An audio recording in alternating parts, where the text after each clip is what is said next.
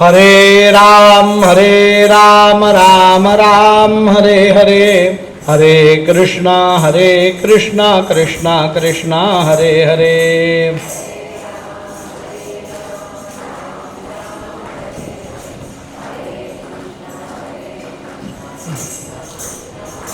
गोपाल कृष्ण भगवान की जय, सच्चिदानंद भगवान की जय, राजाधिराज प्रभु त्र्यंबकेश्वर भगवान की महाराज की जय.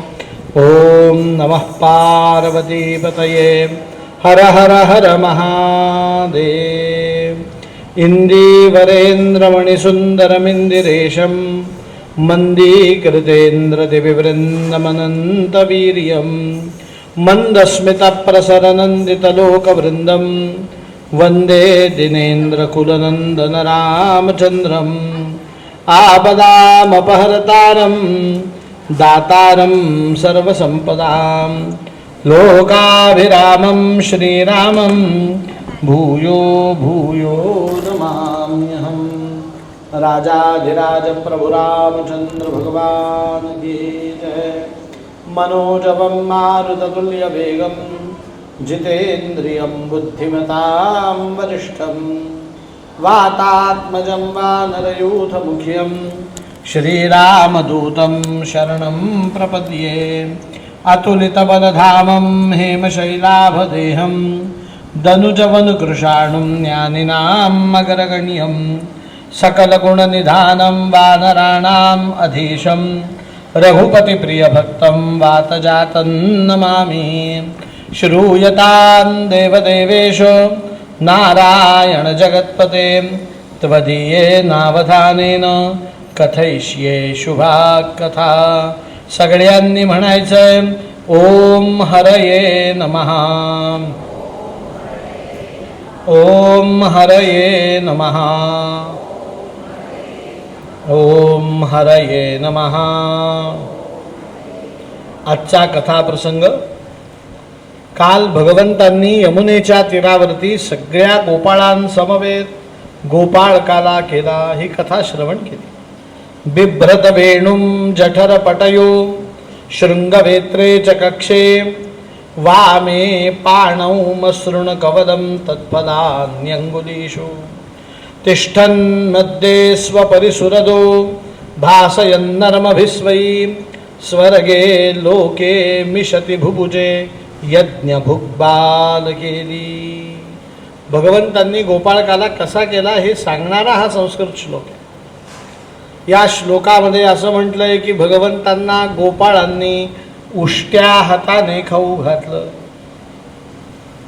भगवंतांनीही उष्ट खाल्लं प्रेमाने. पण ब्रह्मदेवाला शंका आली, उष्ट खातो उष्ट खाऊ घालतो याला परब्रह्म नारायण कसं म्हणावं. दिसतो तर आहे पण कृती तर तशी वाटत नाही. दोन्ही तारतम्य पाहिजे ना. जसं दिसतं तशी काय पाहिजे, कृती पाहिजे. मग ब्रह्मदेवाने केलं काय, हा खरा नारायण आहे की नाही बघण्यासाठी भगवंतांचे वासरं पळवून सत्य लोकात नेऊन ठेवले. काय नेऊन ठेवलेत सांगा, वासरं. आता भगवंतांची फजिती होईल म्हणून ब्रह्मदेव परत सत्यलोकातनं वासरं ठेवून यमुनेच्या तीरावर आला. थोडा वेळ गेला, भगवंतांच्या लक्षात आला अरे वासरं दिसत नाहीत. भगवंत एकटे वासरं शोधण्यासाठी निघाले. कारण का, गोपाळांना का नाही सांगितलं, कारण काल गोपाळांना सांगितलं होतं आजी देतो पोट भरी, आणि त्यांचं अजून पोट भरलेलं. म्हणून भगवंत एकटा गेला. ब्रह्मदेवाला ती संधी वाटली. ब्रह्मदेवाने काला खाणाऱ्या गोपाळांनाच पळवून नेलं. आता यमुनेच्या तीरावर वासरं नाहीत, गोपाळ नाहीत, शिल्लक कोण, एको हरिही, एकटा श्रीकृष्ण. भगवंत येऊन पाहतात अरे गोपाळही नाहीत वासरही नाहीत, कुठे गेलेत. अंतर्ज्ञानाने जाणलं, अच्छा माझा पुत्र ब्रह्मदेव माझी परीक्षा घेऊ पाहतोय. घेऊ दे, भगवंतांनी लीला केली. नीट ऐका, सर्व वासरांचं रूप भगवंतांनी घेतलं, सगळ्या गोपाळांचं रूप भगवंतांनी घेतलं. घरी जायला अजून थोडा वेळ अवकाश आहे म्हणून भगवंत स्वतःशी खेळला. संध्याकाळ झाली. भगवंत वासर, गोपाळ आणि श्रीकृष्ण या 3 रूपांमध्ये गोकुळात गेला. आज गोकुळाचं भाग्य उजाडलं परीक्षिता. कसं? प्रत्येक गायीजवळ वासरू म्हणून कोण आहे? हरिही. प्रत्येक गोपीजवळ पुत्र म्हणून कोण आहे? हरिही. त्याचा परिणाम दुसऱ्या दिवशी दिसला. आज गोकुळातल्या सर्व गायी नेहमीपेक्षा जास्त आणि गंधासारखं घट्ट दूध देऊ लागल्या. आईला वात्सल्य आल्यावर दूध येतं ना.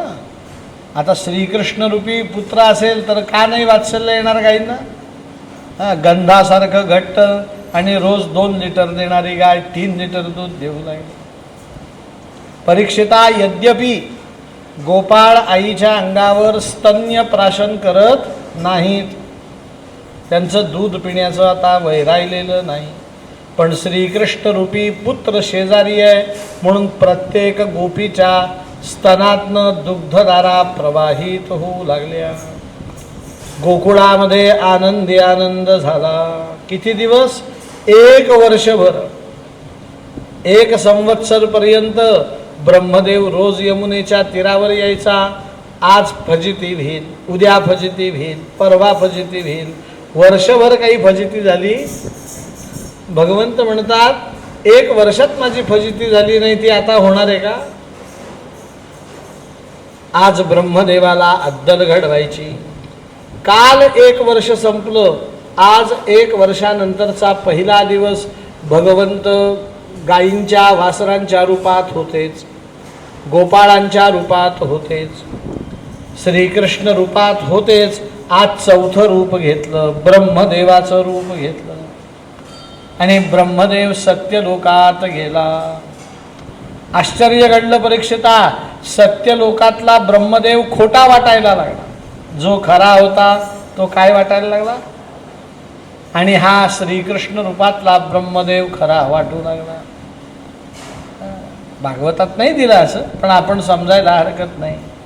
भगवंत म्हणजे 24 कॅरेट सोन्याचा दागिना आहे आणि ब्रह्मदेव आणि ब्रह्मदेवाने निर्माण केलेली आपण सृष्टी ही सगळे बेंटेक्सचे दागिने आहेत. नाही, जोपर्यंत सोनं समोर येत नाही तोपर्यंत आपण खरे वाटतो, पण एकदा 24 कॅरेट सोन्याचा दागिना समोर आला की लगेच समजतं हा खोटा आहे ना हा खरा आहे. ब्रह्मदेवाचं गर्व परिहरण झालं. ब्रह्मदेवाने भगवंतांच्या पायावर डोकं ठेवलं. 40 श्लोकांमध्ये ब्रह्मदेवाने स्तुती केली. किती श्लोकांमध्ये?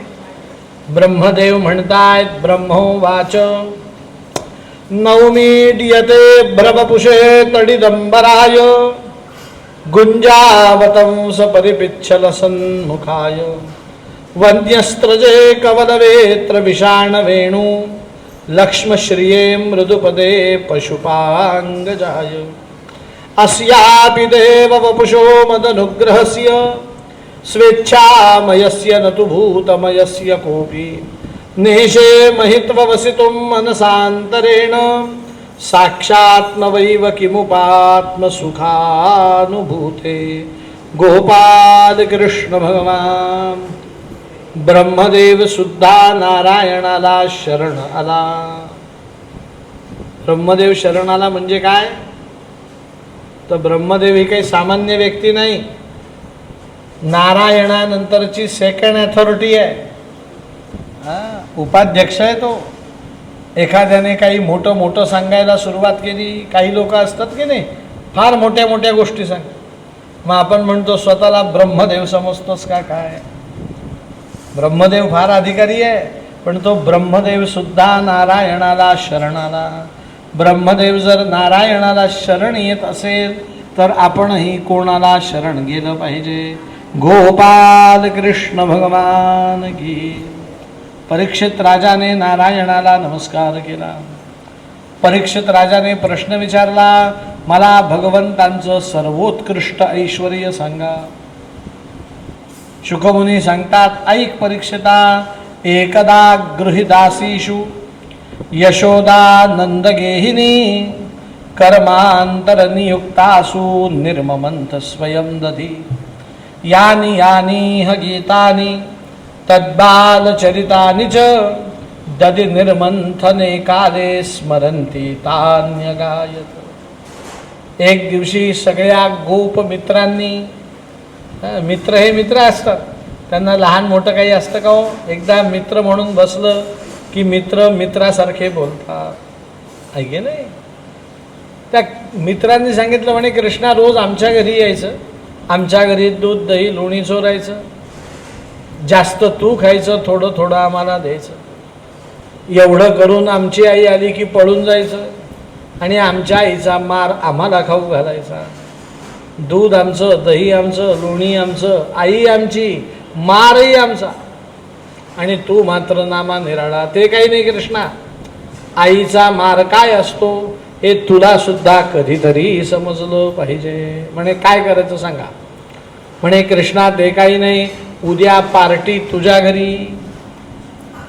भगवंतांनी सांगितलं त्यात काय मोठी बाब आहे. म्हणे माझी आई मला मारत बिरत काही नाही, म्हणे माझी भक्त आहे ती, माझ्यासाठीच तर दधी निर्मंथन करते, काही हरकत नाही. आपल्याला 8 वाजता वासरं चरायला घेऊन जायचे, तुम्ही 7ला या माझ्या घरी. किती वाजता या? उद्या तुम्हाला ताजं ताजं नवनीत लोणी खाऊ घालतो. सांगण्याची गरजच नाही. 9 लाख गाई ज्यांच्या घरी, त्यांच्या घरी किती विरजलेलं दही असेल. यशोदा 5-25 डेरे रोज दधी निर्बंधन करायची. भगवंत 7 वाजता ओसरीत एरजारे घालतायत, गोपाळ अजून कसे आले नाही, गोपाळ अजून कसे आले नाही. 7:05 गोपाळ आले. म्हणे कृष्णा लोण्याचं काय झालं? म्हणे ते काय आज तयार आहे, म्हणे चला स्वयंपाकघरात. सगळे गोपाळ स्वयंपाकघराकडे निघाले, पण स्वयंपाकघरात त्यांनी भली मोठी रवी माहिती आहे ना, आणि डेरा घेऊन यशोदा दही घुसळताना पाहिली. सगळे गोपाळ बाहेर थांबले. म्हणे कृष्णा ती रवी पाहिली का? आम्ही जर तिथे येऊन लोणी खाल्लं, तुझ्या आईने ती रवी मारली तर रवी लागली हे सांगायलाही जिवंत राहणार नाही. कृष्णा ते काही नाही, तू जा आणि आम्हाला लोणी घेऊन ये. भगवंतांनी सांगितलं, बघा म्हणे एकदा माझी आई डोळे मिटून बसली आहे, ती माझं ध्यान करती आहे, तिला माझी आठवण येते आहे, माझ्यासाठी लोणी काढती आहे. माझा ध्यानातला भक्त आहे, 1-1.5 तास हा उठत नाही. तुम्ही काळजी करू नका, आज चला. ते म्हणे आम्हाला काही यायचं नाही, तुला खाऊ घालायचं आहे का? आम्ही इथे थांबतो. भगवंतांनाही गोचारण करण्याची घाई होती. भगवंत आत गेले. आई ध्यानावस्थेतच होती यशोदा. भगवंतांनी एका डेऱ्यातलं सगळं लोणी उचललं, हातामध्ये धरलं. भगवंतांच्या हातातनं ताकाचे थेंब पडतायत खाली, ताजं लोणी आहे. भगवंत घेऊन आले आहेत. म्हणे गोपाळांनो हा नैवेद्य घ्या. आता ते कृष्ण सखा त्यांनी शंका घेतली.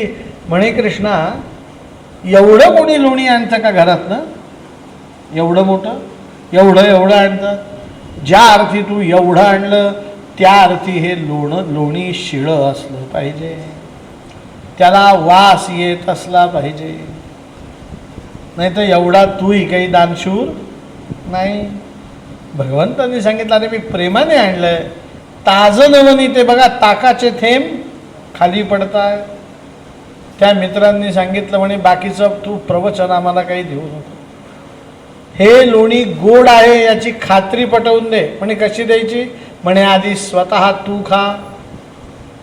म्हणे त्याने काय होईल? म्हणे तू लोणी खाल्लं की आम्ही तुझ्या चेहऱ्याकडे पाहू.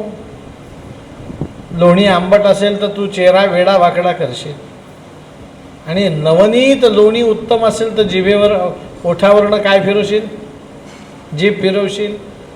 थोडक्यात लिटमस पेपर आहे तुझा चेहरा, म्हणजे लोणी कसं आहे सांगणारा. भगवंतांनी सांगितलं जशी तुमची इच्छा. भगवंतांना आता 2 हातात लोणी आहे, त्यामुळे वेगळ्या हाताने खाता येत नाही. म्हणून भगवंतांनी केलं काय, सगळं लोणी घेतलं आणि थोडासा घास तोडून खाल्ला. परीक्षिता लोणी एवढं होतं, भगवंतांनी एवढं खाल्लं, पण एवढं लोणी खाताना बरंचसं लोणी इथे लागलं, इथे लागलं, इथे लागलं, इथे लागलं, इथे लागलं. भगवंतांनी सांगितलं, बघा माझ्या चेहऱ्यावर हास्य आहे की नाही, लोणी मधुर आहे. सगळ्या गोपाळांना ते पटलं. म्हणून आता गोपाळ पुढे सरसावू लागलेत आणि झपाट्याने लोण्याचा गोळा खेचून खाऊ लागलेत. एका गोपाळाचा हात पुरत नव्हता. सगळेजण एकत्र गोळा झाल्यावर हात पुरत नाही कधी कधी. म्हणून तो सगळ्या गोपाळांच्या खाली गेला पायाजवळ. पायाकडून लोणी खाऊ म्हणून पायाजवळ बसून वरून लोण्याचा गोळा काढू लागला. त्याच्या हातात लोणी आलं, त्याने ते काढलं, पण अर्ध जमिनीवर पडलं. खालून काढलं ना. त्याचा परिणाम दुसऱ्याच भलत्याच गोपाळाचा पाय त्या लोण्यावर पडला. तो जो सटकला तो सरळ स्वयंपाकघरात, आणि बरोबर नेम धरून यशोदा ज्या डेऱ्याजवळ बसली होती त्या डेऱ्याजवळ जाऊन पडला. आता डेऱ्यावरती गोपाळ जाऊन आढळल्यावरती डेरा फुटला. सगळं ताक दही यशोदेच्या अंगावर. यशोदा ध्यानस्थ होती, एकदम उठली. समोर गोपाळ पाहिलं. गोपाळाने यशोदेला पाहिलं. तो झटकन उठला, लंगोट सावरली, बाहेर आला. पळा पळा पळा पळा पळा. सगळ्या गोपाळांना सावध केलं. सगळे गोपाळ 2 मिनिटात घराबाहेर पळून गेले. मुद्देमाला सकट चोर सापडला. कोण? श्रीकृष्ण. यशोदा आली आणि कृष्णाला विचारू लागली, कृष्णा चोरून लोणी खातोस?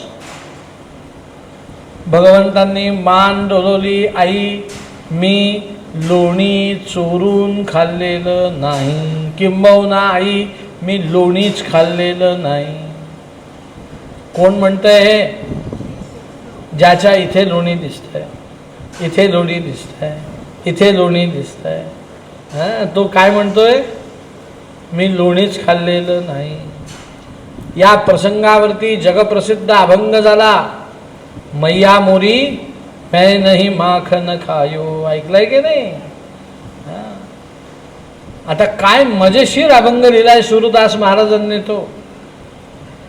यशोदेला ऐकू येतंय मैया मोरी मैं नहीं माखन खायो, आणि भगवंत म्हणतायत मैया मोरी मैं नहीं माखन खायो.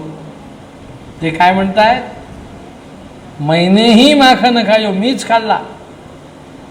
पण यशोदेला ऐकू येतंय मैया मोरी मैं नहीं माखन खायो. यशोदा भगवंताचं बोलणं तिला खरं वाटतंय, पण पुरावा काही वेगळाच सांगतोय. तिला निर्णय करता येईना, म्हणून तिने कृष्णाचा हात धरला, अंगणामध्ये नेलं, उखळाला बांधलं. तदपिद्वयंगुलम न्यूनम यद यदा दत्तबंधनम. आणि आता सगळ्या गोपींना ताकीद दिली यशोदेने की तुम्ही या कृष्णाचं फार माझा कृष्ण माझा कृष्ण माझा कृष्ण म्हणतात ना. आज याने घरात चोरी केली आहे. नंद राजा पूर्णाची पोळी काम करायला लागले. नंद राजा जोपर्यंत घरी येत नाही तोपर्यंत या कृष्णावर कोणीही दया दाखवायची नाही. त्याला उखळाला काय करायचं? बांधलेलंच ठेवायचं.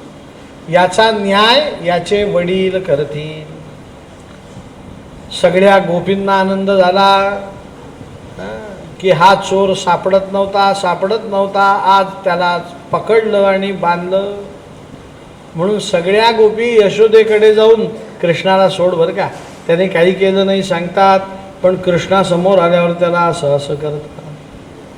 दोन्ही बाजूंनी ते ढोलकी वाजवत आहेत. यशोदेकडे जाऊन कनवाळूपणा दाखवायचा आणि कृष्णाला असं असं करायचं. भगवंताला तो अपमान वाटला, म्हणून भगवंत घराच्या पुढच्या भागात बांधलेला होता. भगवंत आता घराच्या पाठीमागे गेला वळसा मारून. पण अर्थातच पुढे भगवंत, मागे उखळाला घेऊन गेला, कारण उखळाला बांधला होता ना. आणि जाता जाता चुकून, चुकून शब्द फार महत्वाचा, भगवंतांचा पाय नंदराजाच्या घराच्या पाठीमागे असलेल्या यमलार्जुन वृक्षाला लागला. जाता जाता कधी कधी पाय आपला दगडाला लागतो, खुर्चीला लागतो, आहे की नाही. भगवंतांचा पाय कोणाला लागला? यमलार्जुन वृक्ष. संस्कृत शब्द आहे. यमल म्हणजे जुळा आणि अर्जुन नावाचा वृक्ष. तुम्हाला जुळा बटाटा माहिती आहे ना, जुळा कांदा माहिती आहे, जुळ केळ माहिती असेल. हा जुळा वृक्ष होता. जुळा वृक्ष जंगलात असतो, इंग्रजी व्ही आकारासारखा वाढतो, खोड एकच असतं, पण दोन वेगवेगळे स्वतंत्र चवीचे, स्वतंत्र फळांचे वृक्ष त्याला येतात. तुम्ही जर कधी सिंधुदुर्गला गेले मालवणच्या किल्ल्यात, तर तिथे जुळं नारळाचं झाड आहे. नारळाच्या झाडाला फांदी किती असते? एकच असते ना पहिल्यापासून शेवटपर्यंत, पण तिथे 2 नारळाच्या फांद्या असलेलं झाड जुळं. तिथे यमल वृक्ष होता नारळाचा, तसा इथे यमल वृक्ष होता अर्जुनाचा.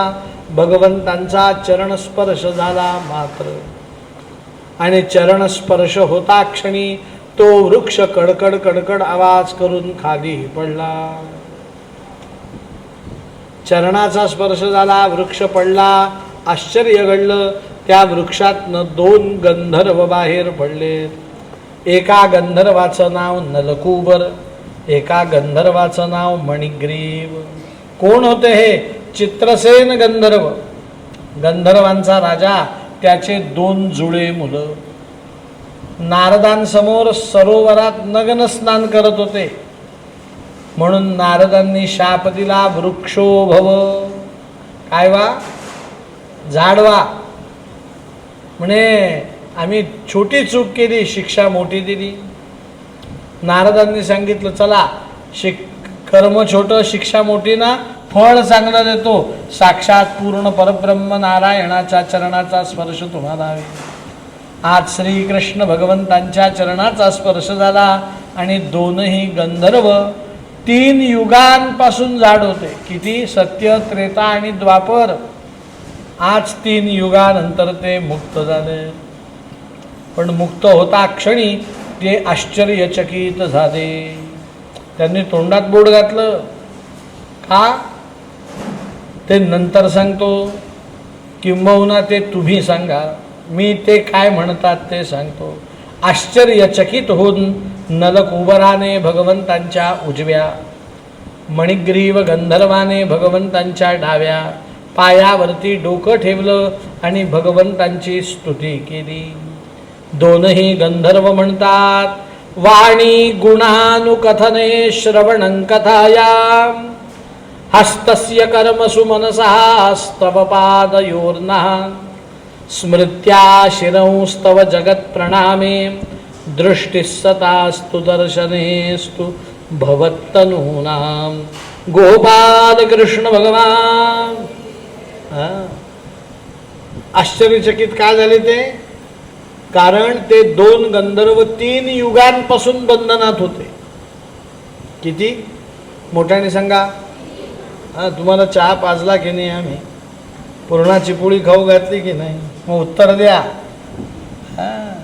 किती युगापासून बंधनात होते?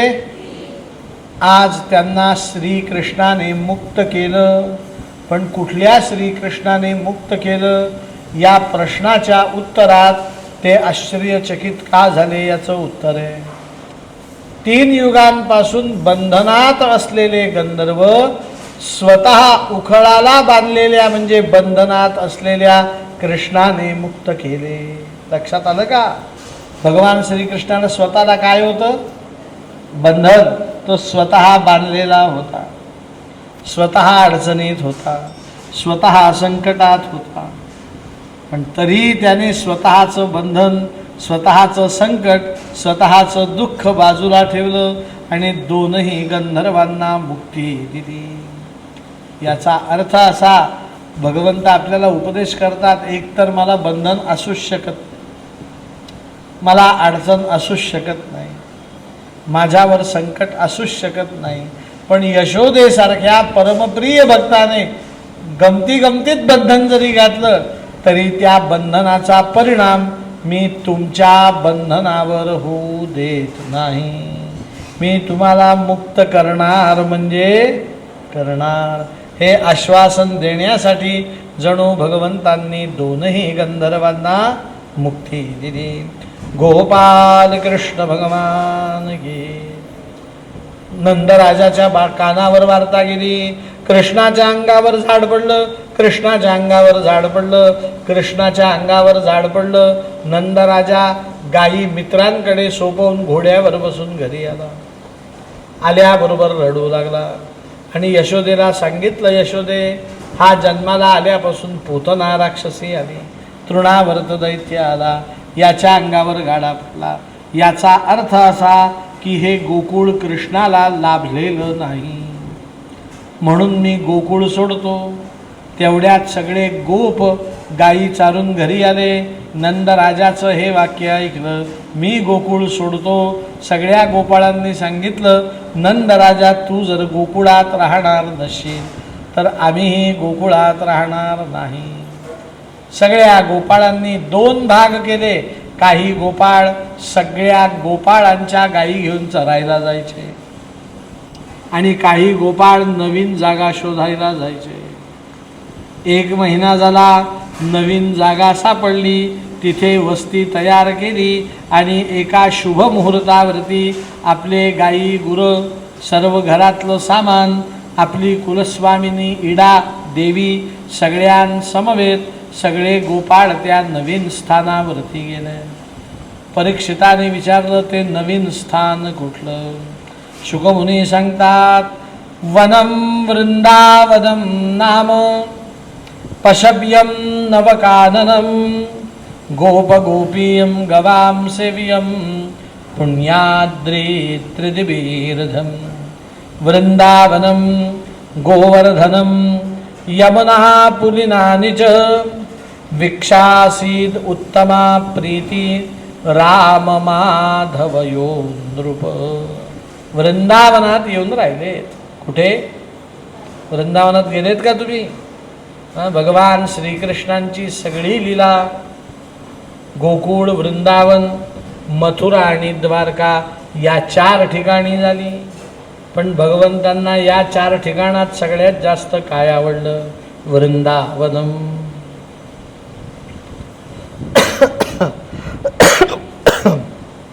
भगवंतांचं 1 पाऊल गोकुळात होतं, 1 पाऊल वृंदावनात आलं.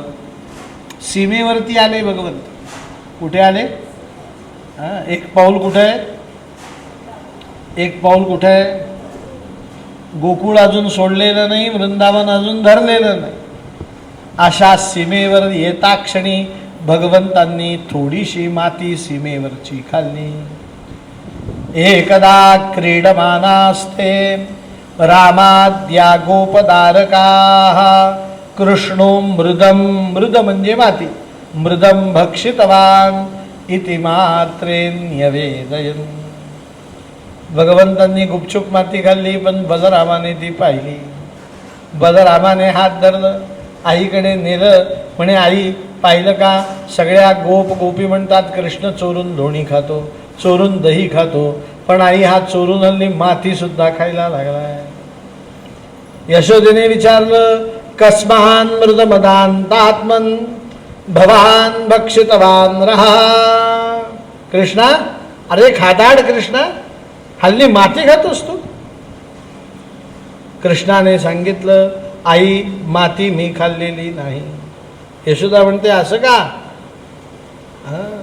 कुमारास्ते ग्रजो प्रियम. तुझा अग्रज बलराम खोटं बोलणार नाही. भगवंतांनी बलरामाकडे रागाने पाहिलं, आईकडे प्रेमाने पाहिलं आणि सांगितलं, आई बरं झालं बलरामाचं तू नाव घेतलं.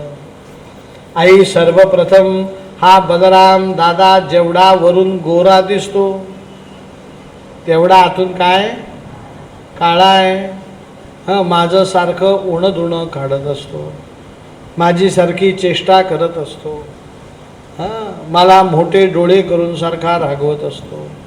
आई मी माती खाल्लेली नाही, मी फक्त माती घेतली आणि त्या मातीचा वास घेत होतो. पण आई तुला कृष्णही सारखा आणि बलरामही सारखा, त्यामुळे तू आमच्या दोघांवरही विश्वास ठेवू नको. यदि सत्य गिरस्तरही, तुला जर सत्य जाणून घ्यायचं असेल तर समक्षम पश्य मे मुखम, माझ्या मुखामध्ये बघ. कारण कान आणि डोळे यांच्यामध्ये 4 बोटाचं अंतर आहे.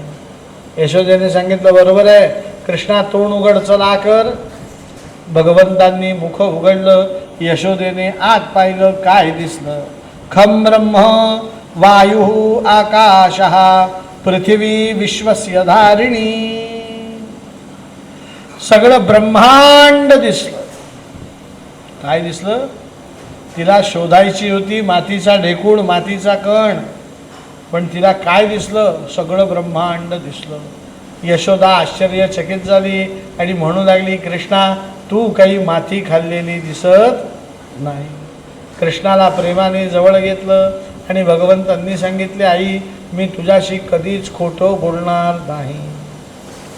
पण आश्चर्य आहे, भगवंतांनी माती खाल्ली होती, मग खाल्ली नाही का म्हणतात? तर आधी का खाल्ली हे ऐका.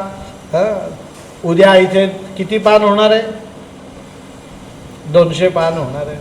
200 लोकांचा भात शिजणार आहे. किती? 200 लोकांचा भात म्हणजे 5-25 किलो तांदूळ लागते. पण तो शिजला का तपासण्यासाठी अर्धा किलो तांदूळ तपासावा लागतो का? काय बघावं लागतं? शीत. भगवंत पृथ्वीचा भार कमी करण्यासाठी आलेला होता. मग तो भार, गोकुळ नावाची लीला संपली, वृंदावन नावाची लीला सुरू होतीये, म्हणून सीमेवरची माती खाल्ली. भगवंतांच्या लक्षात आलं किती भार कमी झाला, किती भार कमी झालेला नाही, किती शिल्लक आहे हे तपासण्यासाठी भगवंतांनी काय खाल्ली? शीतावरून आपण शब्द बदलू, मातीची परीक्षा केली. आता का खाल्ली हे समजलं, पण खाल्ली नाही का सांगतात ते? खाल्ली तर खाल्ली सांगायचं ना. शुकमुनी सांगतात, परीक्षिता ही भगवंतांची अंतरंग लीला आहे. कुठली लीला? अंतरंग संस्कृत शब्द समजणार नाही म्हणून इंग्लिशमध्ये सांगतो, प्रायव्हेट. कशी लीला ही? कशी? तर पृथ्वी ही भगवंतांची पत्नी आहे. आपण बघितलं पृथुराजाची कथा. भगवंतांची पत्नी पृथ्वी आहे, मग पत्नीचं सेवन करण्याचा अधिकार पतीला असतो. भगवंतांनी माती खाल्ली, पृथ्वीचं सेवन केलं, 2 चुका झाल्या. हे बलरामाने पाहण्याचं काय कारण? लक्षात येतंय ना? आणि पाहिलं तर पाहिलं, आईला सांगण्याचं काय कारण? आणि आईला सांगितलं तर सांगितलं, का रे कृष्णा हे खरं का? आईने विचारायचं काय कारण? या 3ही गोष्टी भगवंताला सांगणं प्रशस्त वाटलं नाही, म्हणून भगवंतांनी स्वच्छ सांगितलं, आई मी माती खाल्लेली नाही. भगवंतांनी माती खाल्ली आणि लक्षात आलं की नुसते राक्षसांना मारून पृथ्वीवरचा भार कमी होणार नाही. पृथ्वीवरती 2 रत्न आहेत आणि हे 2 रत्न दुर्जनांच्या ताब्यात आहेत. कुठले 2 रत्न आहेत पृथ्वीवरती? जलम अन्नम, पाणी आणि अन्न. कोण देतं आपल्याला? पृथ्वी देते, ठीक आहे नाही? आषाढ श्रावण भाद्रपद अश्विन 4 महिने पाऊस पडतो, पाणी सगळं वाहून जातं. पण आपल्यासाठी पाण्याला पृथ्वी काही काळ उदरात धारण करून ठेवते. मग उरलेले 8 महिने आपण पृथ्वीवरचं पाणी पितो, पृथ्वीने साठवून ठेवलेलं. पृथ्वीने पाणी साठवलं नसतं तर आपण काय पिलं असतं? आणि पृथ्वी आपल्याला उत्तमोत्तम रस असणारं धान्य देते. पृथ्वीने हे रस धारण केले नसते तर आपल्याला ऊस मिळाला असता का? ऊस नसता तर गूळ तयार झाला असता का? गूळ नसता तर पुरणाची पोळी झाली असती का? आंबे आलेच नसते तर आंब्याचा रस आला असता का? बघा आंबा कधी येतो? पावसाळा सुरू होण्याच्या आधी. म्हणजे मोसमाच्या शेवटी शेवटी येतो. आता तर पावसाचे दिवस येणार आहेत. पाणी संपता संपता पृथ्वी आपल्याला काय खाऊ घालते? आंब्याचा रस खाऊ घालते. पहिल्या पंक्तीला असं म्हणतात की उत्तमोत्तम पदार्थ जेवायला मिळतात, म्हणून शहाणे माणसं पहिल्या पंक्तीला जेवायला जातात. आणि मागच्या पंक्तीला भात संपलाय बरं का, भाजी थोडीशी शिल्लक आहे बरं का, लोणचं नाही आहे बरं का, पुरणाची पोळी एकच आहे, तुम्हाला चौघात मिळून पाव पाव वाढते. हे कधी होतं? शेवटी शेवटी. पण पृथ्वी किती रसग्राही आहे, ती शेवटच्या पंक्तीला आंब्याचा रस देते. म्हणजे अन्न हे कोण देतं आपल्याला? पृथ्वी देते. मग पृथ्वीवरती अन्न आणि जल त्या काळात दुर्जनांच्या ताब्यात होते. अन्न सुद्धा कोणाच्या ताब्यात सांगा मला? आणि पाणी सुद्धा कोणाच्या? मी म्हणतो त्या काळात कशाला, आज अन्न पाणी कोणाच्या ताब्यात आहे? सज्जनांच्या आहे का? अन्न पाणी कोणाच्या ताब्यात आहे आजही? आजच्या तारखेला 2026 साली. तुम्हाला तुमची 7वी 8वी 9वी 10वी शाळेतली आठवते का? थोडीशी आठवा. आपण घरून डबा घेऊन जायचो, भाजी पोळी, लोणचं पोळी, चटणी पोळी, तूप साखर पोळीचा रोल घेऊन जायचो की नाही शाळेत? पण लक्षात ठेवा, आपण पाण्याची बाटली कधी शाळेत नेली? जेवण झालं की टाकीवरती लाईनीवर उभं राहायचं, ओंजळ करायची आणि पाणी प्यायचं. आपल्याला कधी प्रश्न पडला नाही टाकी कधी धुतली असेल, आतमध्ये शेवाळा असेल का, पाणी खूप खराब असेल का, दूषित असेल का, आपल्याला कावीळ होईल का, पोटाचे विकार होतील का? नाही. आणि टाकीत पाणी नसेल तरी कधी प्रश्न पडायचा नाही. शाळेजवळ कोणाच्याही घरी जायचं, पाणी मागायचं, तो सद्गृहस्थ आपल्याला काय द्यायचा? पण बघा, त्या शाळेतल्या काळात जर तुम्हाला कोणी सांगितलं असतं की तुमचे मुलं आता शाळेत जातील तेव्हा 20 रुपये लिटरने पाणी प्यावं लागेल, पटलं असतं आपल्याला? आज आपण पाणी किती पाणी आहे का? नाही. थांबा, आहे 20 रुपये घेऊन जा, पाणी घेऊन ये. पाण्याला ज्या अर्थी आपण 20 रुपये मोजतो ही सिरियस बाब आहे. पाणी कोणाच्या ताब्यात गेलंय? सांगा मला. अन्न जर कोणाला खाऊ घातलं तर पुण्य सांगितलंय, पण पाणी जर पाजलं तर पुण्य नाही. म्हणून रस्त्यावर पाणपोई असते, त्याच्यावर लिहितात धर्मार्थ. पाणी पाजणं धर्म आहे. पाणी पाजणं काय? अन्न देणं धर्म नाही. आता धर्मच विकला जातोय, म्हणजे पाणी सुद्धा दुर्जनांच्या ताब्यात आहे. बरं, अन्न ते सज्जनांच्या ताब्यात आहे का? अहो, हल्ली जेवायला बसल्यावर जेवावं का नाही अशी भीती वाटते. ताटात काय वाढलं जाईल सांगता येत नाही. आपण सगळं हायब्रिड खताचं धान्य खातो. निकृष्ट. कसं खातो? निकृष्ट समजणार नाही शब्द, थर्ड क्लास खातो की नाही? तुमच्या लहानपणी अन्नाला जी चव होती ती वर्तमान काळात आहे का? घरात भाताचा कुकर लावला तो सगळ्या चाळीत वास जायचा. साधं वरण भात तूप खाल्लं तर यांच्या घरात जेवायला बसलेत हे 3 घरं ओलांडल्यानंतर सुद्धा लक्षात येईल. आता भातालाही वास नाही, वरणालाही वास नाही, तुपालाही चव नाही. अन्न आणि पाणी कोणाच्या ताब्यात गेलंय? कृष्णाच्या ताब्यात गेलं होतं. मग कृष्णाच्या वेळेस लक्षात आलं की सगळी शेती कंसाने ताब्यात ठेवली. शेतकऱ्यांना तो कसायला लावायचा, ते धान्य आला की राक्षसांना पाठवून धान्य घेऊन कोठारात ठेवायचा. त्याला जेवढं पाहिजे तेवढं धान्य तो शेतकऱ्याला द्यायचा, स्वतःला पाहिजे तेवढं काढून घ्यायचा. उरलेलं धान्य कोठारात सडून माती व्हायचं. काय व्हायचं? सडून काय व्हायची त्याची? म्हणून भगवंतांनी कंसाच्या कोठाराची राखण करणारा धेनुकासूर राक्षस. कुठला राक्षस? गाढवाच्या रूपात राहायचा तो मायावी होता. बलरामाकडनं त्या गाढवाच्या रूपात राहणाऱ्या राक्षसाचा वध केला आणि सगळं अन्न मुक्त केलं. पण संध्याकाळी ज्या दिवशी धेनुकासूर राक्षसाचा वध केला त्या दिवशी कृष्णाला सगळेजण रोज सवय होती घरी जाताना कड्यावर उचलून घ्यायचे आणि जाताना आरडाओरडी करत जायचं, गोपाल कृष्ण भगवान की, वृंदावन विहारी लाल की. कृष्णाने सांगितलं आज मला घेऊ नका म्हणे, बलरामाला घ्या. कारण बलरामाने आज राक्षसाचा काय केलाय, वध केलाय. सगळ्या गोपाळांनी सांगितलं कृष्णा तू म्हणतो तसं. सगळ्यांनी कृष्णाला खाली ठेवलं, बलरामाला उचललं, जय जयकार केला. श्री बलभद्र बलराम भगवान की, दाऊजी महाराज की. सगळे गोपाळ घरातले ज्येष्ठ श्रेष्ठ माणसं नंद यशोदा रोहिणी बाहेर आल्यात. म्हणे कृष्णा आज बलराम भगवान की जय का, आज बलरामाने काही पराक्रम केलाय का.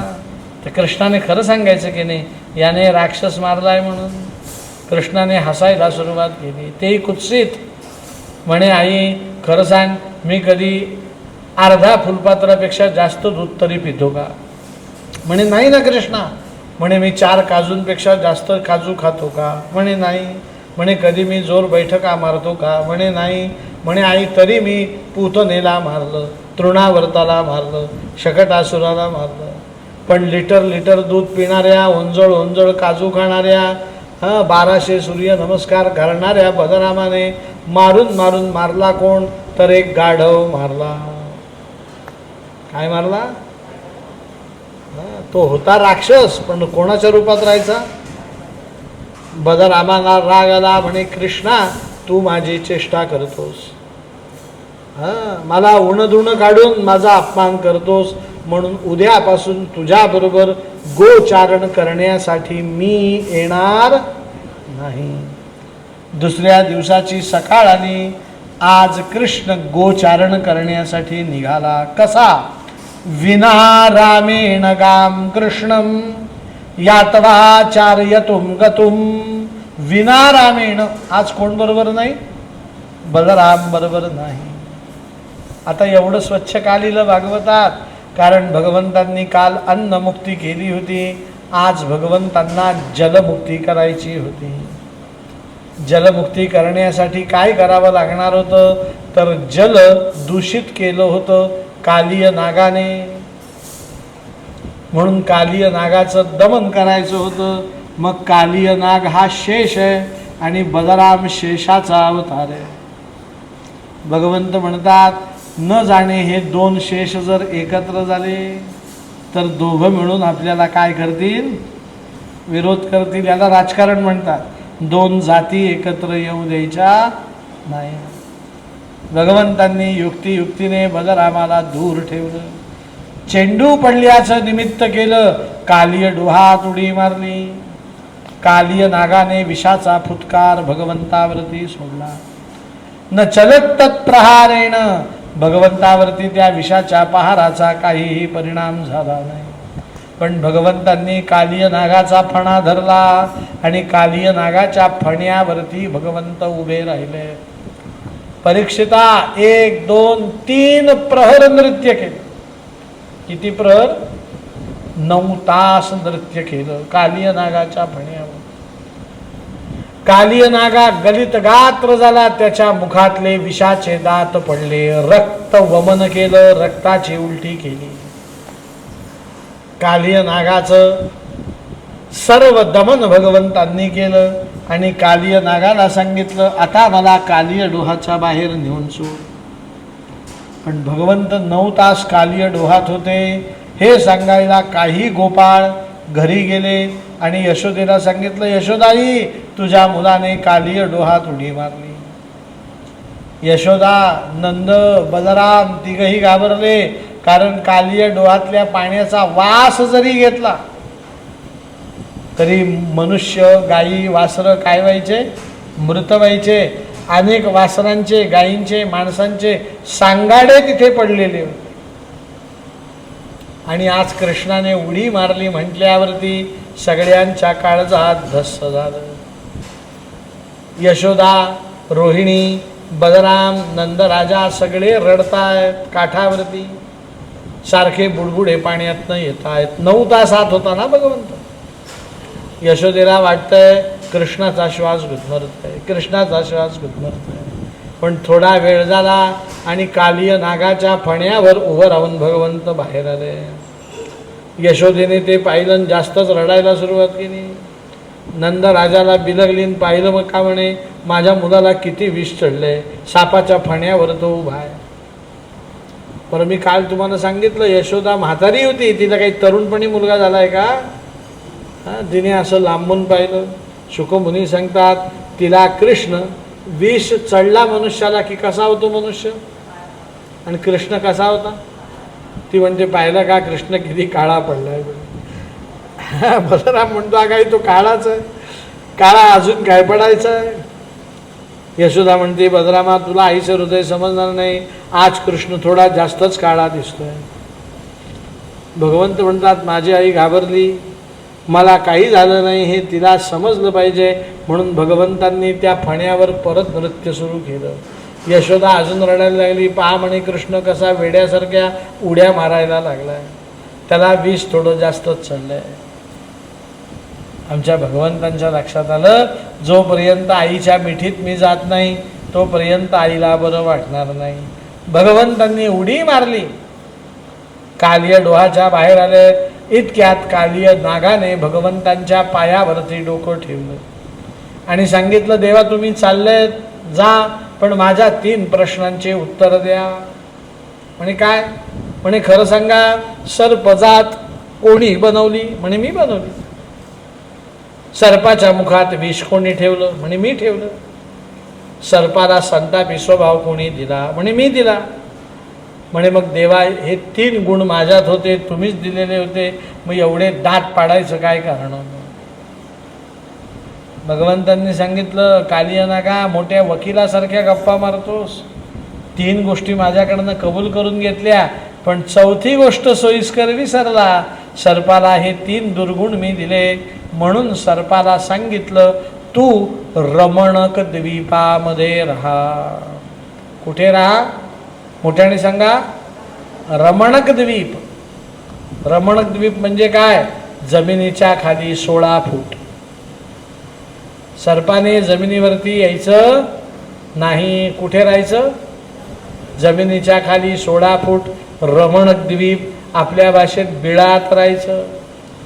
सर्प जोपर्यंत बिळात आहे तोपर्यंत तो काय? सुरक्षित. सर्पाने मनुष्याच्या भूमीत अतिक्रमण केलं की मनुष्य त्याला मारण्याशिवाय राहणार नाही. आणि मनुष्य बिळात गेला तर सर्प आपल्याला मारण्याशिवाय राहणार नाही. तुम्ही करून पहा, बिळात हात घालून पहा. नागपंचमीच्या दिवशी नागोबा नागोबा मला प्रसाद दे. नाग प्रसाद जरूर देईन. त्याचा प्रसाद म्हणजे काय? त्याच्या जागेत आपण गेल्यावर तो आपल्याला मारणार, आपल्या जागेत तो आल्यावर आपण त्याला मारणार. त्या कालिय नागाने मान्य केलं, तेव्हा माझ्याकडनं चूक झाली. आपल्या 4 पत्नींना बरोबर घेतलं आणि कालिय नाग रमणक द्वीपाकडे निघून गेला. भगवंत यशोदेकडे धावू लागले मिठी मारण्यासाठी. इतक्यात बलराम पुढे आला, यशोदेला अडवलं आणि बलरामानेच भगवंतांना मिठी मारली. गोपाल कृष्ण भगवान. बलरामाने का मिठी मारली? यशोदेला का मारू दिलं नाही? कारण कालिय नागाच्या विषाचे तुषार भगवंतांच्या अंगावरती दिसतात. यशोदेच्या शरीराला त्या तुषाराचा वास जरी आला असता, यशोदा गतप्राण झाली असती. मग बलराम सर्प होता, सर्प सर्पाचं विष खेचून घेतो. म्हणून बलरामाने कृष्णाच्या शरीरावरचं काय घेतलं? विष खेचलं. मग नंद यशोदेने भगवंताचं कोड कौतुक केलं. पण मनुष्य भोळा असतो. नंद राजाने कृष्णाला मिठी मारली आणि सांगितलं, इडा भगवतीने माझ्या पुत्राला जीवदान दिलं, म्हणून याच कालिय डोहाच्या तीरावरती मी सगळ्यांना अन्नदान करतो. आता नंदराजा राजा आहे, राजा बोले दळ आले. डाळ तांदूळ मसाले लाकडं ताटं पत्रावळ्या द्रोण आंबे सगळं आलं. स्वयंपाकाला प्रारंभ झाला. चुली पेटल्या, हाताचे आदर ठेवले गेले. बलराम कृष्णाकडे गेला. सांगितलं कृष्णा हे बरोबर नाही चालू आहे. आणि का म्हणे हा कालियट नागाच्या रोजच्या विचरणाचा परिसर आहे. गवतांवरती झाडांवरती फळांवरती कालिय नागाचं विष पसरलं आहे. इथे हे लोक जेवतील. चुकून इकडचा हात तिकडे लागला, तिकडचा हात इकडे लागला, सगळे गोपाळ गायी गुरगत प्राण होते. आपल्याला इथे गुरांना चारा चरू द्यायचा नाही, लोकांना जेवू द्यायचं नाही, काहीतरी युक्ती कर. भगवंतांनी सांगितलं बलरामा नक्की? म्हणे हो नक्की. भगवंत स्वयंपाकाजवळ गेले. स्वयंपाक ज्या चुलीवर चालू होता त्या चुलीतल्या अग्निनारायणाकडे पाहिलं. म्हणे हो अग्निनारायण थोडं चुलीच्या बाहेर या. तो अग्निनारायण बाहेर आला. म्हणे हे सगळं जंगल पेटवून टाका. तो अग्निनारायण भगवंतांचा दास सगळं जंगलात पसरला. याला संस्कृतमध्ये म्हणतात दावाग्नी. काय म्हणतात? आपल्या भाषेत वणवा पेटला. सगळे गोपाळ गायी गुरं इतस्ततः धावू लागले, होरपळू लागलेत, भगवंतांना हाक मारू लागलेत. कृष्णा कृष्णा पाहि मां, कृष्णा कृष्णा रक्ष मां. भगवंतांनी सांगितलं घाबरू नका, आहे तिथेच उभे राहा, एका क्षणात अग्नी शांत करतो. फक्त डोळे बंद करा. सगळ्यांनी कृष्णाय वासुदेवाय देवकी नंदनाय च नंद गोपकुमाराय गोविंदाय नमो नमः प्रार्थना केली. डोळे मिटले. भगवंतांनी सगळ्यांनी डोळे मिटलेले पाहिले आणि एका घोटात, घोट माहिती आहे ना तुम्हाला, पाण्याचा घोट घेतो, एका घोटात सगळा अग्नी प्राशन करून टाकला, उदरात नेऊन पचवून टाकला. गोपाल कृष्ण भगवान की. भगवंतांनी अन्नमुक्ती केली, जलमुक्ती केली. एक दिवशीचा प्रसंग.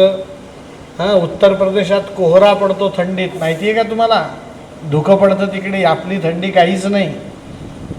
तुम्ही कधी तिकडे जानेवारी फेब्रुवारी महिन्यात गेले तर दुपारी 1-2 वाजता चंद्रासारखा सूर्य दिसतो. त्या उन्हात काही दमच नसतो. आमचे भागवत थंडीत तिकडे वृंदावनात गोकुळात होतात. आम्ही भागवताला बसलो की आमचं रूप पाहण्यासारखं असतं. बनियन, बनियनवर शर्ट, शर्टावर स्वेटर, स्वेटरवर जॅकेट, जॅकेटवर शाल, डोक्यावर कानटोपी, कानटोपीवर मफलर, मफलरवरती परत कानटोपी. लोकांना वाटतं काय महाराज आलेत. गोपाल कृष्ण भगवान. इतकी काय असते तिथे? थंडी असते. त्या थंडीत पहाटे 2:30 वाजता भगवंतांना कोणीतरी हाक मारली. कधीची गोष्ट? हेमंते प्रथमे मासे नंदव्रजकुमारिका चेरुर्हविष्यं भुञ्जानं कात्यायनी व्रतमाचरिता. हेमंत ऋतूतला पहिला मास म्हणजे माघ महिना. थोडक्यात जानेवारीचा शेवट, फेब्रुवारीची सुरुवात. कडाक्याची थंडी असते. भगवंत म्हणतात 2:30 वाजता पहाटे एवढ्या कडाक्याच्या थंडीत मला कोण हाक मारत आहे? म्हणून त्या हाकेच्या रोखाने गरम कपडे घातलेला श्रीकृष्ण घराबाहेर पडला. हाकेच्या दिशेने निघाला निघाला निघाला निघाला यमुनेच्या तीरावर आला. आणि यमुनेच्या तीरावर पाहतो तर काय शब्द नीट ऐका. कुमारिका गोपी. कुठल्या गोपी? कुमारिका समजतं ना तुम्हाला? ज्यांना अजून न्हाणं आलेलं नाही अशा गोपी स्नानासाठी आलेल्या होत्या. कृष्ण गेला, त्यांना माहिती नाही, त्या फक्त स्मरण करत होत्या. त्या कुमारिका गोपींनी यमुनेत स्नान केलं. भगवंत म्हणतात एवढ्या पहाटे काय यांना गरज पडली स्नान करण्याची? एवढ्या थंडीची, बर्फासारखं पाणी. मनात विचार करताय तितक्यात गोपींनी डुबकी मारली आणि बाहेर आल्या. पण बाहेर येताना उंजळभर माती काढली. सगळ्या गोपींनी यमुनेच्या मध्ये असलेल्या एका दगडावरती माती होती आणि त्या मातीचा एक देव तयार केला. हरतालिकेला वाळूचा महादेव करतात ना, तसा त्यांनी देव तयार केला. भगवंत म्हणतात इथे एवढा मी पूर्ण परब्रह्म नारायण असताना यांनी हा नवीन कोण देव शोधून काढला. समजायला वाव नाही, भगवंत अजून लांब आहे. इतक्यात त्या गोपींनी आपलं पूजेचं साहित्य काढलं आणि आवडेल तशी त्या देवाची पूजा केली. स्त्रियांच्या पूजेला क्रम नसतो महाराज, आहे नाही. स्त्रिया कशी पूजा करतात? हां, आता आम्ही त्र्यंबकच्या ब्राह्मणांचे गुरुजी आहेत, माहिती की नाही ताई तुम्हाला? यांना तर माहिती. आता पुढच्या महिन्यात वटसावित्रीची पूजा येईल. तुम्ही मला सांगा, एवढी कथा 6 दिवस सांगतोय, मला भ्रम होतो का हो कुठे? काही विसरल्यासारखं होतं का? पूजा तर खूप छोटी गोष्ट आहे.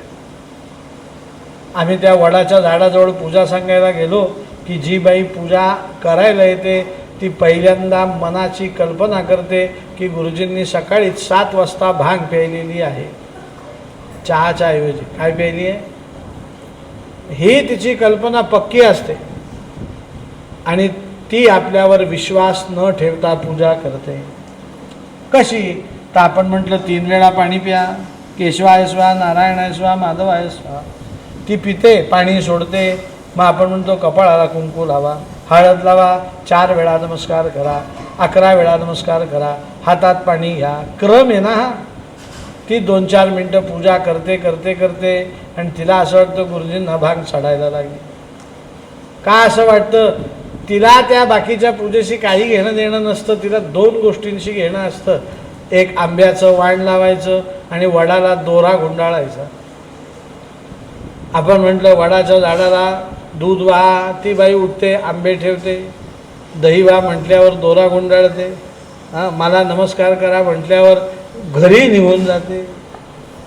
तिची पूजा संपली. पोथीत काय लिहिलंय हिच्याशी त्या बाईला काही घेणं देणं. म्हणून भागवतात लिहिलंय स्त्रीची पूजा करण्याची पद्धती निराळी. बस स्त्रीला पूजेला साहित्यही खूप लागतं महाराज. ती 4 पिशव्या घेऊन पूजेला जाते. हां, मग या पिशवीत शोधा, त्या पिशवीत शोधा. हां, त्या वस्तू काढण्यातच निम्मा वेळ काय होतो. पूजेला 1 ताट काय असतं पुरेसं. पण स्त्रिया कशा असतात? श्रद्धावान असतात. कुठली गोष्ट मनापासून करण्याचा त्यांचा काय असतो? प्रयत्न असतो. पण ब्राह्मणावर विश्वास नसतो. तसं भागवतात लिहिलं गोपींनी जशी पूजा करायला पाहिजे तशीच केली. ती काही फार अगदी शास्त्रसंमत केली अशातला भाग. हां, तुम्ही महादेवाचं, इथे महादेवाचं मंदिर आहे बघा, त्या महादेवाला कोण काय येऊन वाहतं 15 मिनटं बघा. हां, ते प्रदीप पिशरा महाराज माहिती आहे ना तुम्हाला? हां, एक लोटा जल सब समस्याओं का. पण त्यांच्यासाठी एकदा टाळ्या वाजवा. गोपाल कृष्ण भगवान. त्यांनी दिलेल्या उपायांनी काय होतं मला माहिती, पण त्यांच्यामुळे भारतातल्या सगळ्या शिवपिंडी स्वच्छ झाल्या. सगळ्या पिंडींची पूजा होऊ लागली आणि जे जे शंकरांची पूजा करतात त्यांच्यातलं थोडं थोडं पुण्य त्यांच्या गाठीला पडतं. पुण्यवान मनुष्य आहे. त्यांनी अगदी कोपऱ्यात असलेली सुद्धा शिवपिंड पूजेमध्ये आणली. केवढं राष्ट्रीय कर्म केलं त्यानं. नाही तर आपल्या देवदेवतांच्या मूर्ती धूळ खात पडलेल्या होत्या. त्यांच्यामुळे पूजा सुरू झाली. आता आम्ही भारतभर पूजेला जातो, कथा सांगायला जातो. संध्याकाळी 6 वाजता बायका ती प्लॅस्टिकची पिशवी घेऊन बरोबर निघतात.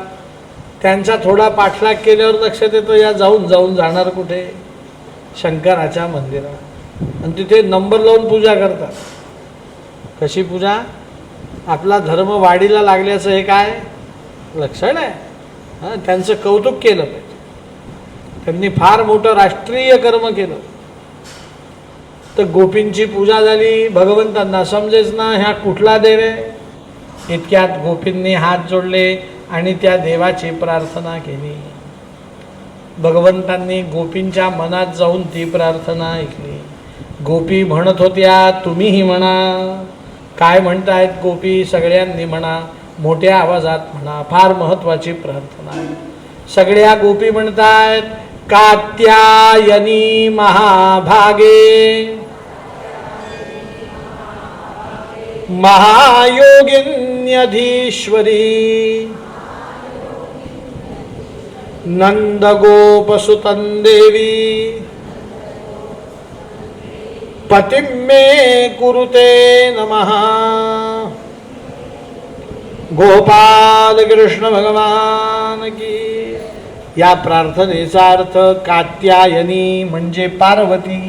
कोण होती देवी ती? महाभागे, महाभाग्यवान पार्वती. कोण आहेस तू? महायोगिन्यधीश्वरी, महायोगिनींची अधीश्वरी. हा शब्द फार महत्त्वाचा आहे, विसरू नका.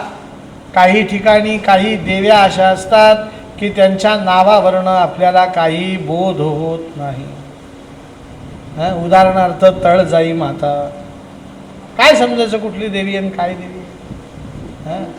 जळगावला माझी कथा होती, इच्छा देवी. कुठली देवी? आमच्या त्र्यंबकेश्वरला आहे खोकला देवी. खोकला झाल्यावर त्या देवीची पूजा करतात. या श्लोकात सांगितलं त्या देवीचं नाव काही असू द्या, ती महायोगिन्यधीश्वरी आहे. म्हणजे त्या देवीचं रूप पार्वतीचं रूप आहे. या जगतात जिथे जिथे देवी आहे तिथे तिथे कुठलं रूप आहे? कात्यायनी म्हणजे पार्वतीचं रूप आहे. देवीचं नाव काही असू द्या, आहे कोणती? मग लोक आपल्या सोयीनुसार देवाचं काय ठेवतात, पण आहे कोणती? पार्वती आहे. पण त्या गोपींनी तिला काम सांगितलं, म्हणे आमचं एक काम कर. नंद गोपसुतं देवी. नंद गोपाचा सुत म्हणजे मुलगा, म्हणजे कोण? कृष्ण. पतिमे कुरुते नमः. आम्हाला काय म्हणून मिळू दे? पती म्हणून मिळू दे. भगवंत म्हणतात, अच्छा हे काम होतं होय. म्हणून पहाटे पहाटे मला हाक मारत होत्या. भगवंत पुढे झालेत, त्या गोपींचे वस्त्र उचललेत, कदंब वृक्षावर जाऊन बसले. सगळ्या गोपींची पूजा झाली. गोपींनी मनोभावे नमस्कार केला. सगळ्या गोपी यमुनेच्या बाहेर येऊ लागल्या. एक गोपी 4 पावलं पुढे चालत होती. ती काठावर येणार इतक्यात थांबली. कोणी बाहेर येऊ नका, आपले कपडे दिसत नाही, वस्त्र दिसत नाही. सगळ्या गोपी म्हणतात, आपले वस्त्र गेले कुठे? एका गोपीने अगदी स्वच्छ लिहिलं, म्हणे एवढ्या पहाटे कोण मरायला आपले कपडे चोरायला इथे आला?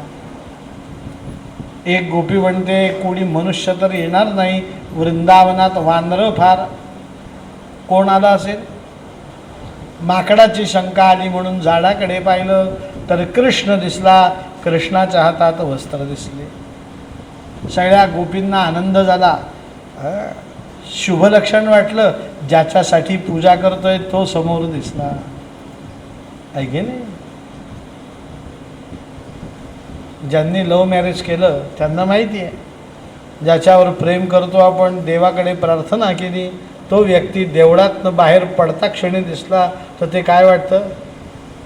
शुभ लक्षण वाटतं. खरं का नाही ताई? गोपाल कृष्ण भगवान की. पण त्या गोपी आनंदित झाल्या आणि दुसऱ्या क्षणाला गंभीर झाल्या. आता त्या कृष्णाला म्हणतात, कृष्णा काय पळवलंस तू आमचं? वस्त्र. तुला वस्त्र म्हणजे काय माहिती आहे का स्त्रीचं? अरे त्या वस्त्राच्या आड आम्ही आमचं शील लपवतो. काय लपवतो? कुठलं शील कृष्णा? जे आम्ही तुलाच अर्पण करणार आहोत. कृष्णा ते शील तू आमचं असं वाऱ्यावरती सोडणारच? कृष्णा आम्ही रोज म्हणतो, कायेन वाचा मनसेंद्रियर्वा. ही काया तुझी आहे, वाचा तुझी आहे, मन तुझं आहे. तू तिचे धिंडवडे करणार असशील तर आमचं काही म्हणणं?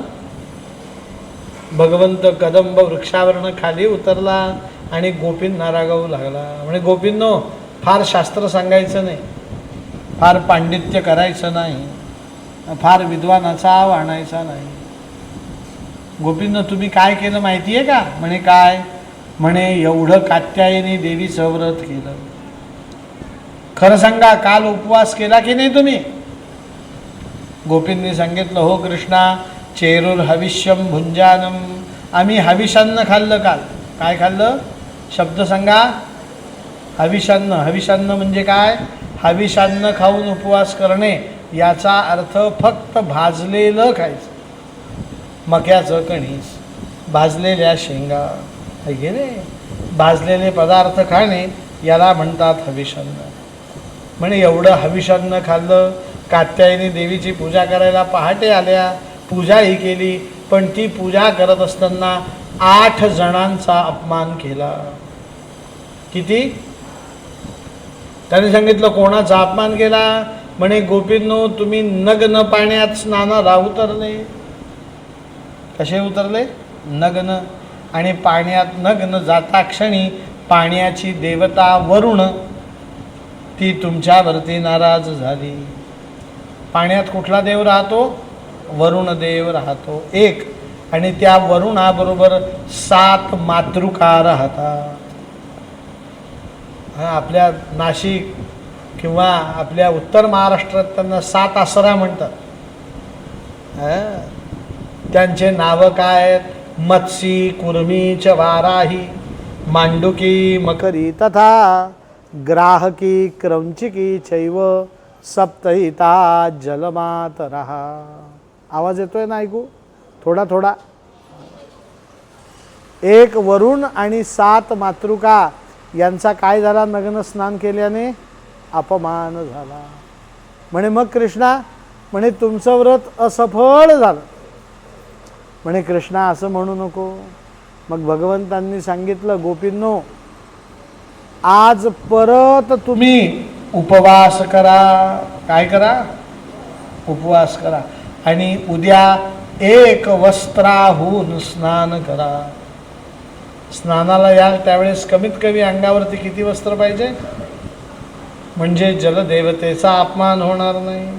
पण उद्या तुम्ही व्रत कराल याची मला खात्री आहे, म्हणून वरदान, व्रत उद्या पण वरदान आजच घ्या. योग्य वेळ आली की तुम्हाला पती म्हणून मी प्राप्त होईल. फक्त काही होऊ द्या, योग्य वेळ येऊ द्या. गोपींनी त्या दिवशी हविषान्न खाऊन व्रत केलं. दुसऱ्या दिवशी कात्यायनीची पूजा केली.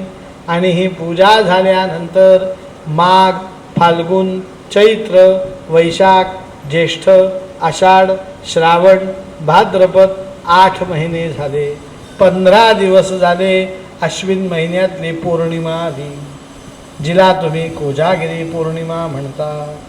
भगवंतांनी त्या दिवशी भगवान अपिता रात्री शरदोत्फुल्ल मल्लिका विक्षरंतुम मनश्चक्रे योगमायाम उपाश्रितः.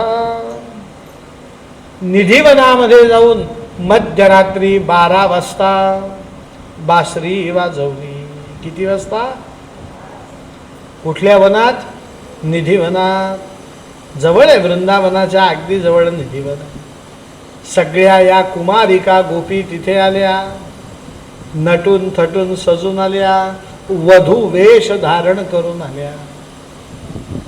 भगवंतांनी त्यांना पाहिलं आणि भगवंतांनी गोपींचं स्वागत केलं. रात्री 12 वाजता भगवंत म्हणतात, स्वागतम वो महाभागा. हे महाभाग्यवान स्त्रियांनो, तुमचं स्वागत असो.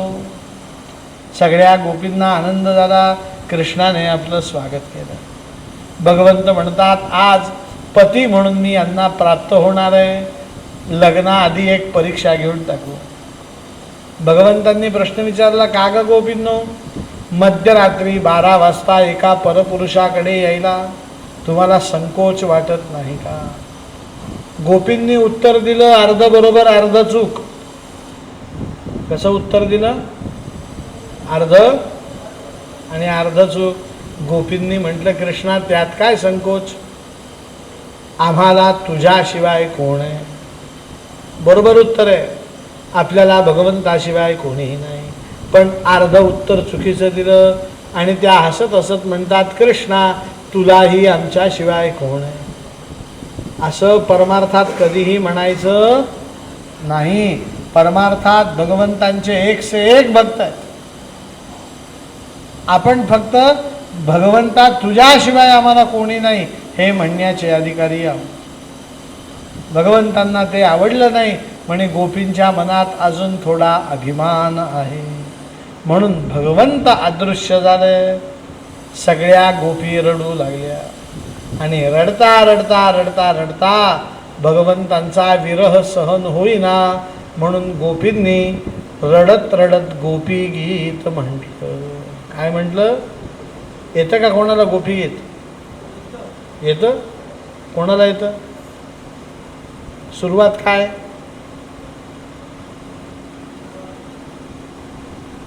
तुम्हाला येतं ताई? जयति ते धिकम.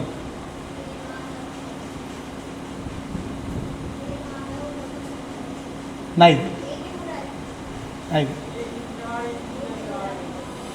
ब म्हणा कुठला येतं म्हणा तर खरी. सगळ्यांनी ऐका. सगळ्यांनी चहा सुद्धा घ्यायला हरकत नाही. उठून 2 मिनटं उठून चहा घ्यायला हरकत. चहा तयार आहे ना आपला? म्हणा म्हणा. एहि मुरारी कुंज विहारी एहि प्रणत जन बंधो हे माधव मधुमथन वरण्ये केशव करुणा सिंधो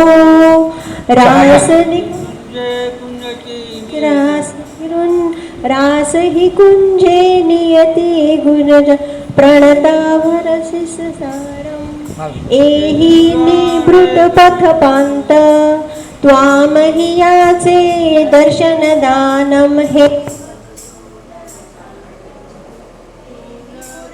नवनिरतर श्यामल सुंदर चंद्रकुसुम वेश गोपीगण हृदयेश गोवर्धन धर वृंदावन चर वंशीधर परमेश एहि मुरारे कुंज विहारे एहि प्रणत जन बंधो हे माधव मधुमथन वरण्ये केशव करुणा सिंधो राधा रंजन हंस निषूदन शरणा निखिल शिराश्रय शरणा एहि जनार्दन गो जनामरधर कुंटर एहि मुरारे कुंज विहारे एहि प्रणत जन बंधो हे माधव मधुमथन वरण्ये केशव करुणा सिंधो. इति श्री गोपिका विरह गीतम संपूर्णम.